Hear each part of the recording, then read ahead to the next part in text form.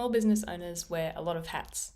You are often the owner, the manager, maybe you're your own bookkeeper, maybe you do customer service, sales, cleaning, all sorts of stuff.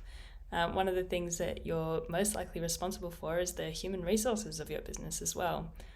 So involved in that is not only the hiring and the letting go of staff, but also ensuring that your team are happy and safe while they're working for you. So there's a lot of different things that go into creating a mentally healthy workplace. And I just want to preface this by saying, of course, that we are not mental health professionals. We're just kind of sharing some information and a lot of resources for you to kind of go on your own journey with this process, but acknowledging it as a really important part of business management. So there are a lot of really great benefits to making your place of work a really healthy and safe place for your team. First one being improved job satisfaction. So you're more likely to retain your staff longer if they're happy and enjoying their work, if they're feeling acknowledged, if they're feeling respected, and if they're feeling safe. You will certainly see an improvement in productivity, which benefits you. It also benefits your clients and your customers. You're ensuring that your ethical and your legal obligations are met, and you may become an employer of choice for other job seekers. So word of mouth is not only important for sales, but it's also important for bringing on new team members. You don't want to get a bad rap as a bad boss. It's much better to create a positive working environment for your team and make your staff members advocates for you as your business grows. So a really great way to ensure that your team members have a really positive journey with you from the very beginning of their employment with you is to make sure that you're giving them a proper induction.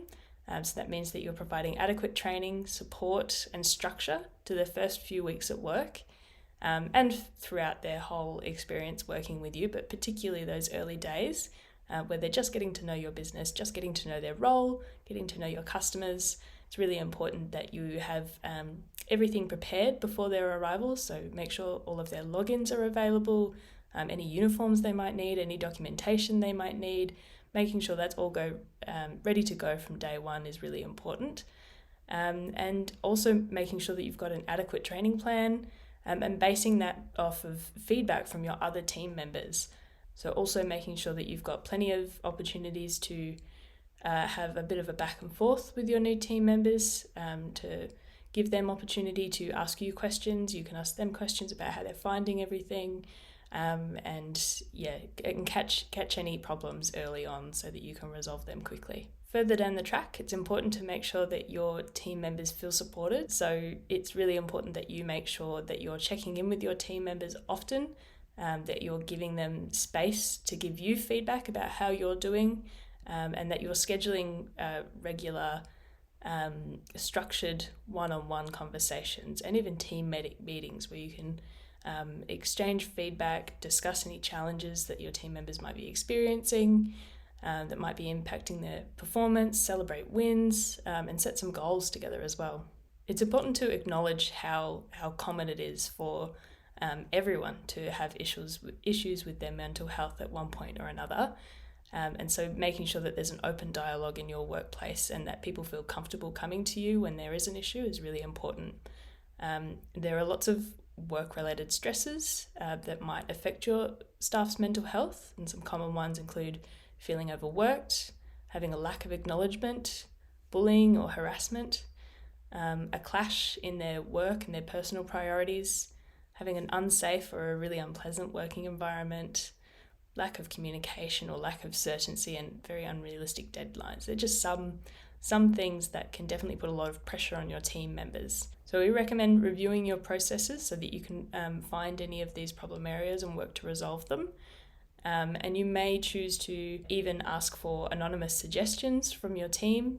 There's some online tools that you can use for that, or just an old-fashioned, write a note on a piece of paper and drop that in a box. Just getting some honest feedback from your team members is really important so that you can catch issues like that without making anyone feel uncomfortable. Now, as I said, we are not a mental health organisation. We just wanted to bring this topic out in the open with our community. But there are lots and lots of official and qualified resources where small business owners can go to get more support around mental health for themselves and for their team. So have a look at the list of resources in this blog post and check some of those out. There's some really handy tools that you can use to create an action plan or to go through a checklist and make sure that you're doing as much as you can to ensure that you're supporting your team to do the best that they can.